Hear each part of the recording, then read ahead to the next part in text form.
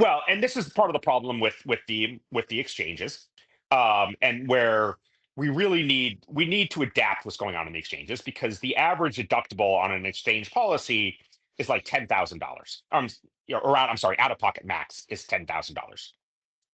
Most people don't have $10,000, especially people who are buying their Mhm. care through the exchanges, don't have $10,000 lying around. So they have to avoid care even if they have insurance. And the deductible is somewhere around $5,000. Again, when you're talking about people who maybe are at 130% of the federal poverty level, $5,000 is going to bankrupt them, right? They don't have that kind of cash sitting around because a lot of these are the working poor.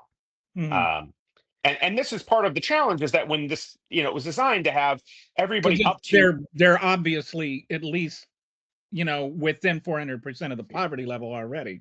If you're well, over I mean, 400%, you're not on those exchanges.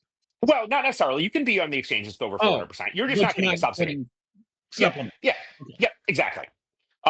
And so there are people on the exchanges because they're self-employed or some other reason that they don't have employer-sponsored health insurance.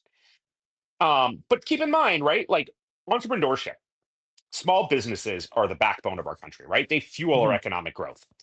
If you are self-employed, you are paying both the employer and the employee version of Social Security, FICA, right? All those like employer taxes you're paying, and now you're paying the full weight of your health insurance. And so it becomes very, very economically difficult to have your own business unless you're married to somebody who has employer sponsored health insurance or Mhm. some other way of getting it. And so we're really discouraging the things that we know are economically good for our country.